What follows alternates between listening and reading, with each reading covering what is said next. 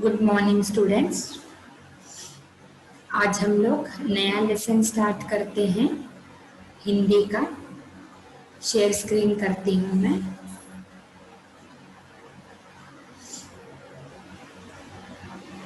Lesson number 10।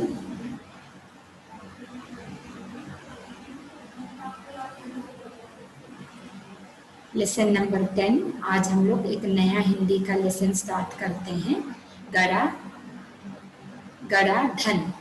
ठीक है, आप सभी लोग अपनी नोटबुक, पेंसिल और पेज नंबर 14 स्टार्ट करो।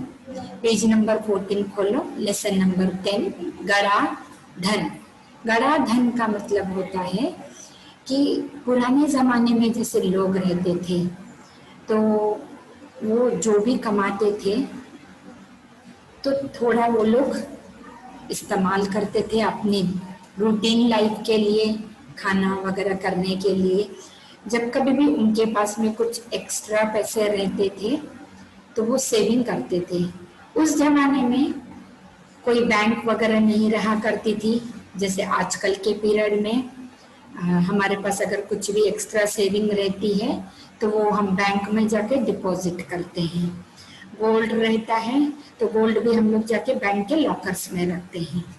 तो ऐसे ही पुराने ज़माने में लोग वो जो इनके पास अगर कुछ पैसे हैं, सोना है, वो कहाँ रखें। और वो लोग काम पे निकल जाते थे तो उनके पास में इतनी सेफ्टी नहीं थी। तो इसके कारण वो लोग क्या करते थे, जो उनके पास का बचा वाला धन रहता था वो अपने घर के ही या अपने जैसे खेत वगैरह कुछ ऐसे रहते थे तो उनमें जमीन के अंदर गाड़ के रख देते थे। इसीलिए उसको कहते हैं गड़ा धन। मतलब जमीन के अंदर वो लोग छुपा के रख देते थे और उनके परिवार में वो किसी न किसी सदस्य को बताते थे कि हमने हमारी जिंदगी की पूरी जमा पूंजी इसमें, ये जो पॉट रहते थे, जो घड़े रहते हैं ना, पिक्चर में भी आप देख सकते हो, ऐसे वो लोग मिट्टी के, पहले तो उस जमाने में सिर्फ मिट्टी के ही बर्तन रहा करते थे, उसी में खाना बनाते थे। आजकल तो अलग से बर्तन वगैरह सब आ गए हैं। वो उस जमाने में वो सब चूल्हे चक्कियों पे बस खाना बनता था तो मिट्टी के बर्तनों का ही इस्तेमाल किया जाता था। तो वही पॉट वो लोग खरीद के मिट्टी के बर्तनों में ही उसके अंदर उनकी एक्स्ट्रा जमा पूंजी, चाहे वो सोना रहे चाहे उनके पैसे रहे, तो वो सब करके और उसको एक कपड़े से बांध के और जमीन के अंदर बहुत बड़ा गड्ढा खोद के और उसमें रख देते थे। ऐसा तब से ये कहा जाता है ये चीज का गड़ा धन। लेकिन अब आजकल सुविधाएं काफी अच्छी है तो इस वजह से कैसे होता है कि हम लोग जो कुछ भी हमारी जिंदगी की जमा पूंजी है वो जाके हम लोग बैंक में डिपॉजिट करके आ जाते हैं और वो हमारी सेफ रहती है। लेकिन पहले जमाने में इतनी सुविधाएं नहीं थी तो वो इस प्रकार से करते थे। तो मैंने इस लेसन का अब आपको मीनिंग समझा दिया, गड़ा वाला धन मतलब कैसे हुआ करता था। अब हम लेसन रीड करते हैं। First paragraph, page number 14, lesson number 10। ठीक है, मैं फर्स्ट पैराग्राफ रीड करती हूँ। सुंदरपुर गांव में रामदीन नामक किसान रहता था। उसके 4 बेटे थे। रामदीन स्वयं तो बहुत परिश्रमी था पर उसके 4 बेटे बड़े आलसी थे। हर समय इधर उधर बैठकर गप्पे मारा करते थे। रामदीन उनके इस अल्हड़पन से परेशान था। उसे हमेशा बेटों के भविष्य की चिंता सताया करती। वह दिन रात यही सोचा करता कि बेटे अपना पेट कैसे पालेंगे। एक रात वह इन्हीं विचारों में खोया था। तभी उसकी पत्नी ने झिझकते हुए उसे एक उपाय सुझाया। उपाय सुनकर वह कुछ देर सोचता रहा, फिर एकाएक खुशी से उछल पड़ा। अब सुंदरपुर, ये स्टोरी मैं आप लोगों को एक्सप्लेन करती। सुंदरपुर एक गांव का नाम है। और वो उस गांव में एक किसान रहता था जो खेती बाड़ी का काम करता है, उसको किसान कहते हैं। तो वो कहाँ रहता था? सुंदरपुर गांव में। और उस किसान का नाम क्या है? रामदीन। किसान का नाम है रामदीन और वो सुंदरपुर गांव में रहता था। और उसके कितने बेटे थे? 4 बेटे थे। और रामदीन जो था, जो किसान, वो बहुत ही मेहनती था, बहुत ही हार्ड वर्किंग पर्सन था। क्यों? क्योंकि उसको पता है कि क्या अच्छा है और क्या बुरा है। हार्ड वर्किंग किसान है। कौन? रामदीन। और उसको कितने बेटे हैं? 4 बेटे। लेकिन उसके जो बेटे हैं चारों के चारों बहुत ही आलसी है। सारा दिन वो सिर्फ बस इधर से उधर बैठते हैं और गप्पे लगाते थे, मतलब गॉसिपिंग करते थे, बातें करते थे फालतू की। वो बस सिर्फ इधर उधर बैठकर फालतू की बातें करके अपना टाइम वेस्ट करते थे। रामदीन उनके इस अल्लड़पन, अल्लड़पन मीन्स मैच्योर नहीं हुए थे वो लोग अल्लड़पन मीन्स इमैच्योर्ड, मतलब बचपने से। क्यों? क्योंकि वो सिर्फ बस गॉसिपिंग करते थे, अपना टाइम वेस्ट करते थे, मैच्योर नहीं होते थे कि हमें लाइफ में मैच्योर होना है, आगे हम कैसा करेंगे, हमारी लाइफ कैसी रहेगी। ये सब चीजें उनके लिए बहुत दूर दूर है। उनको इन सब चीजों से कुछ मतलब नहीं है। इन इन सभी बातों से जो रामदीन किसान था वो बहुत परेशान था। वो हमेशा अपने बेटों के भविष्य के बारे में सोचता रहता था और उसको हमेशा चिंता रहती थी कि कैसा होगा मेरे बेटों का, उनका फ्यूचर कैसा रहेगा, उनका भविष्य कैसा रहेगा। क्यों? क्योंकि ये तो कुछ सीरियस होते ही नहीं है, इनमें नॉटीपना है। अल्लड़पन मीन्स नॉटीपना है, ये कभी सीरियस होते ही नहीं है। अगर सीरियस नहीं होंगे तो इनका भविष्य कैसा होगा। वह दिन रात अपने बेटों के बारे में ही सोचता रहता था कि ये अपना पेट भी कैसे पालेंगे।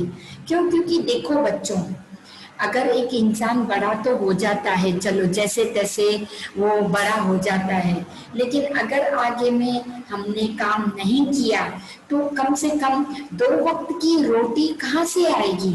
और आप भूखे भी कितने दिन रहोगे? पेट को तो 2 वक्त का खाना जरूर चाहिए।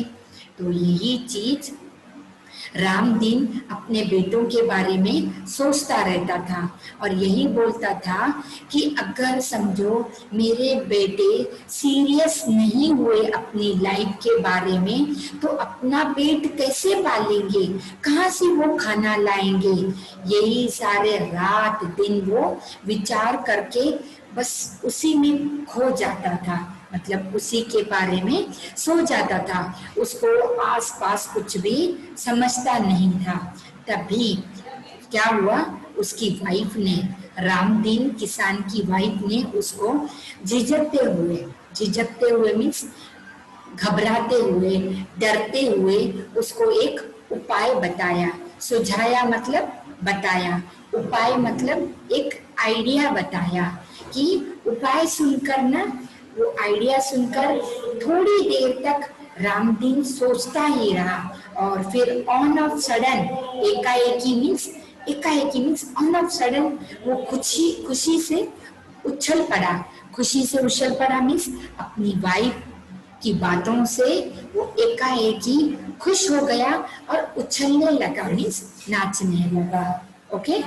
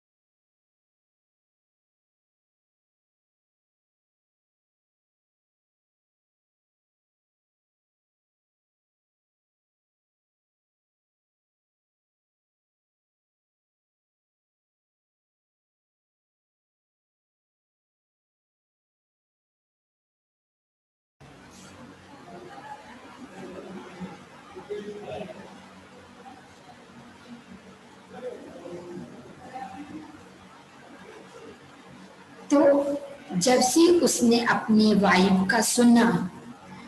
का सुना और एकाएकी वो खुशी से उछल उछल कर नाचने लगा। ऐसा क्या कहा उसकी वाइफ ने, थोड़ा देखते हैं, ठीक है।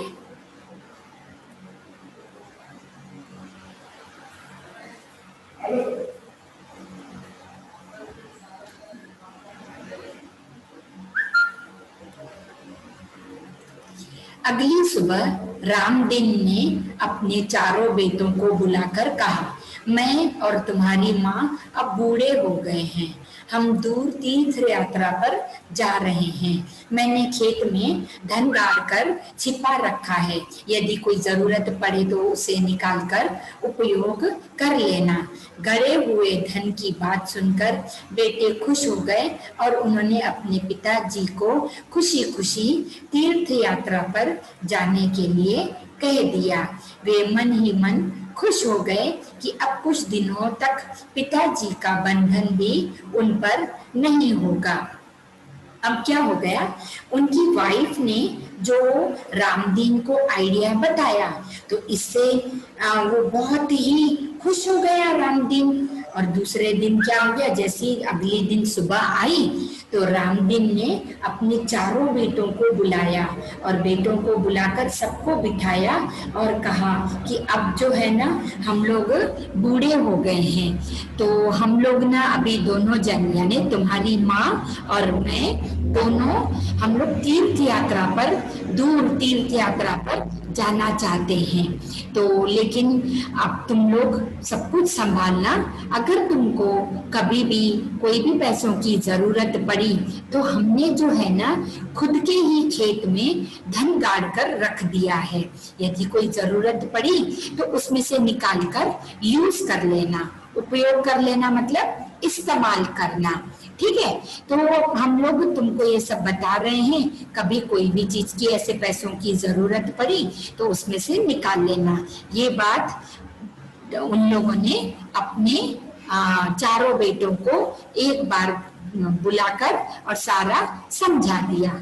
तो चारों बेटे भी बहुत खुश हो गए, उनको भी बहुत अच्छा लगा कि चलो ठीक है, हमारे मम्मी और पापा दोनों जा रहे हैं तीर्थ यात्रा पर, चलो इनको हम लोग खुशी खुशी विदा करते हैं। और मन में उनकी बहुत खुशी होने लगी कि हाँ ठीक है, अब हमारे पास में ना बार बार माँ और पिताजी दोनों जो बार बार हमारे ऊपर रेस्ट्रिक्शंस, बंधन बांधते थे, यानी बोलते हैं ना पेरेंट्स कि ऐसा मत करो, जल्दी से टाइम पे घर पे आ जाओ, टाइम से सो जाओ, तो हमारे ऊपर अभी उनकी कोई बंदिश नहीं रहेगी, हम अपनी मर्जी से जिएंगे। तो ऐसा वो लोग अंदर ही अंदर मन में चारों बेटे खुश हो रहे थे और यही सोच रहे थे कि चलो हम बिल्कुल मुक्त हो जा रहे हैं हर एक चीज से। और माँ बाबा जी भी बहुत दिनों से कहीं गए नहीं है तो इनको भी दूर तीर्थ यात्रा पर जाने दो, ऐसा कहकर चारों बेटे बहुत खुश हो गए। रामदीन के जाने के बाद कुछ दिनों तक तो सब कुछ सामान्य चलता रहा, पर उसके बाद पास का धन और घर का धान्य समाप्त होने लगा। अब चारों भाइयों को चिंता हुई, उन्हें अपने पिताजी की कई बात याद आ गई कि जरूरत पड़ने पर खेत में गड़ा धन निकाल लेना। उन्होंने रात के समय खेत की खुदाई का काम आरंभ किया। वे 2-3 रातें खेत को खोदते रहे, पर कहीं भी उन्हें गड़ा हुआ धन नहीं मिला। रात भर के परिश्रम से वे बहुत थक गए थे।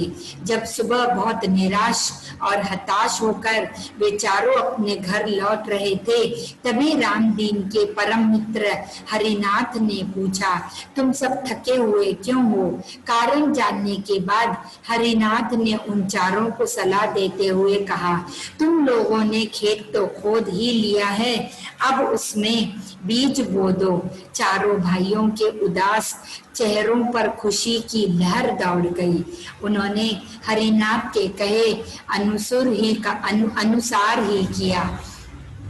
अब क्या हो गया कि जैसे तैसे चारों बेटों ने अपने माँ पिताजी को विदा तो कर दिया, लेकिन कुछ दिनों तक सब कुछ अच्छा चलता रहा, जैसे एज यूजुअल चलता है। उसके बाद इन लोगों के जो घर पे पैसे थे और जो उनके पास में उनके पेरेंट्स ने अनाज भी भर कर रखा था, वो अच्छे से चल रहा था। लेकिन कुछ दिनों के बाद में धीरे धीरे वो सब भी खत्म होने लगा। तो चारों भाइयों में चिंता आने लगी कि अब कैसा करेंगे। तो इतने में उनको याद आया कि हमारे माँ पिताजी ने जाने से पहले हमें ये बताया था कि अगर तुमको कोई चीज की जरूरत पड़ी तो खेत में हमने तुम्हारे लिए कुछ धन गाड़ के रख दिया है, तुम उसको निकाल कर और उसे इस्तेमाल कर लेना। इतने में चारों ये लोग गए खेत में और खेत की खुदाई करने लगे, लेकिन कहीं पर भी उनको गड़ा वाला धन खोदने पर भी नहीं मिला। इसमें ये लोग बहुत नाराज हो गए, क्योंकि इन्होंने बहुत सारी मेहनत किया वो खेत को पूरा खोद के निकालने में, लेकिन कहीं पर भी ये चीज गड़ा वाला धन जहाँ पे उनके माँ पिताजी ने किया था वो नहीं मिला। इतने में क्या हो गया, वो लोग निराश होकर घर पर लौटकर आ गए। जैसे ही घर पर लौटे तो जो उनके पिताजी के दोस्त थे, मित्र थे, हरिनाथ, उन्होंने इनके चेहरे देखकर पहचान लिया और उनसे कहा कि क्यों बेटा, क्यों थके हारे से लग रहे हो, क्या बात है, क्यों नाराज हो गए हो, कारण बताओ मुझे।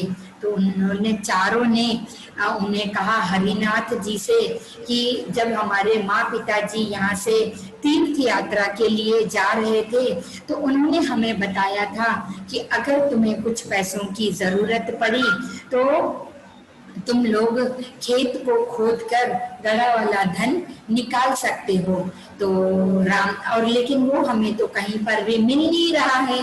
तो रामनाथ जी ने कहा कि जब तुम लोगों ने खेत को खोद ही दिया है तो बेटर है कि इसमें कुछ अनाज भी उगा लो, कुछ बीज बो दो, यानी सीड्स डाल दो उस खेत में, ताकि कुछ न कुछ अनाज उगाएगा, उसमें से थोड़ा बहुत तुम लेकर खा भी सकते हो और बाकी का बचा वाला बेचकर तुम्हें पैसे आ जाएंगे। ऐसे हरिनाथ जी ने उन्हें सलाह दिया और सलाह के अनुसार चारों भाइयों उस चीज के लिए भिड़ गए। खेत में नन्हे नन्हे अंकुर निकल आए, उन चारों के मन में उत्साह जाग गया, वे निराई गुड़ाई करने लगे। फसल बहुत अच्छी हुई। हरिनाथ काका को धन्यवाद देकर वे फसल को बाजार में बेचने के लिए ले जाने की तैयारी में जुट गए। उसी समय तीर्थ यात्रा से रामदीन और उसकी पत्नी लौट आए। माता पिता के आते ही बेटों ने उनके चरण स्पर्श किए। गाड़ी में लदे अनाज के बोरे देखकर रामदीन ने कहा, अब तुम्हें खेत में गड़े धन का राज समझ में आ गया होगा। चारों ने सिर हिलाकर स्वीकार किया और कहा, हाँ पिताजी, अब हम यह भी समझ गए हैं कि जीवन में परिश्रम के बिना कुछ भी संभव नहीं है, परिश्रम से ही धन कमाया जा सकता है। तो इस बहाने से जैसी उनको हरिनाथ यानी उनके पिताजी के दोस्त ने जैसा बताया, वैसे ही चारों बेटों ने भी क्या किया, सीड्स खेत में डाल दिया और उसमें से धीरे धीरे से अंकुर मतलब जब एक रूट्स आने लगते हैं उस सीड्स में से, तो ऐसा आने लग गया। तो आने निकलता हुआ आ गया और ये लोग क्या करने लगे, पानी देना, हर एक चीज करना, सब करने लग गए, मतलब ध्यान रखने लगे। फसल बहुत अच्छी तरीके से ग्रो होने लगी। हरिनाथ काका को धन्यवाद देने के लिए ये चारों भाई उनके पास गए कि आपकी वजह से आज हमारी खेत हरी भरी दिख रही है और बस फसल काटने के लिए हमको तैयारी में जुट जाना चाहिए, मतलब उस पर लग जाना चाहिए।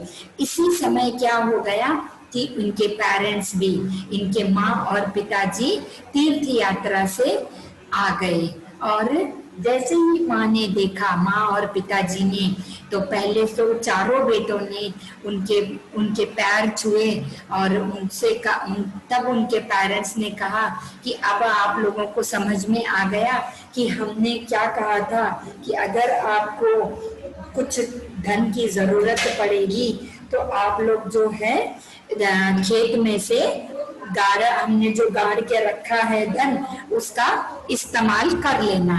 लेकिन आज आपको समझ में आया कि जब आपने पूरी जमीन खोद कर रख दिया तो आप लोग अभी उसमें बीज भी बो दिए और फसल उग गई। तो हमेशा बच्चों ये याद रखना चाहिए कि परिश्रम मतलब हार्ड वर्किंग करने से ही हम सक्सेसफुल बनते हैं। अगर हम हार्ड वर्किंग नहीं करेंगे तो हमें कुछ भी हासिल नहीं होगा हमारे जीवन में। क्योंकि परिश्रम से ही धन कमाया जा सकता है। हमें ऑलवेज हार्ड वर्क करते रहना चाहिए, तभी हमारी लाइफ सक्सेसफुल और अच्छी बन सकती है। ये उनको हरिनाथ जी ने जैसा उपाय बताया वैसे उनके चारों बेटों ने भी किया, और उनकी माँ ने जो अपने हस्बैंड को ये जो उन्होंने आइडिया बताया वो सक्सेसफुली काम आया और इन लोगों आज एक अच्छे हार्ड वर्किंग बेटे बन गए। तो मैं आप लोगों से भी बच्चों यही एक सीख बोलूंगी कि जिंदगी में हमेशा आप लोगों को यही एक टाइम है कि हार्ड वर्क करते चलो। क्यों? क्योंकि आपके माँ बाप अच्छे से आपकी पढ़ाई के ऊपर खर्च करते हैं। आपका काम है कि आप उनको मन लगाकर, दिल लगाकर पढ़ाई करो और एक दिन अपनी लाइफ में सक्सेसफुल इंसान बनो। सक्सेसफुल इंसान तभी बनता है जब वो अपनी लाइफ में हार्ड वर्क करता है। जैसे आपके पेरेंट्स आज तक आपके लिए अच्छा सोचते हैं, हार्ड वर्क करते हैं और आपके लिए पैसे जमा करते हैं, प्लस आपकी फीस वगैरह पे करते हैं। तो ये लेसन से हमने यही सीखा है कि ऑलवेज हर एक इंसान ने अपनी उम्र के हिसाब से हार्ड वर्क करते रहना चाहिए। सो बच्चों, आप लोगों को ये मैंने लेसन नंबर 10 गड़ा धन समझाया। मुझे उम्मीद है कि आपको ये लेसन बहुत अच्छी तरीके से समझ में आ गया होगा। लेकिन होमवर्क आप लोग यही नोट डाउन करके रखो कि इस लेसन को आपको वापस से एक बार रीड करना है और इसमें से कुछ हार्ड वर्क चुनकर अपनी नोटबुक में लिखना है। बाकी की एक्सरसाइजेस और क्वेश्चन आंसर्स मैं आप लोगों को नोटबुक में व्हाट्सएप के थ्रू से भेज दूंगी। Okay, so take care, stay home, have a nice day. Thank you all of you.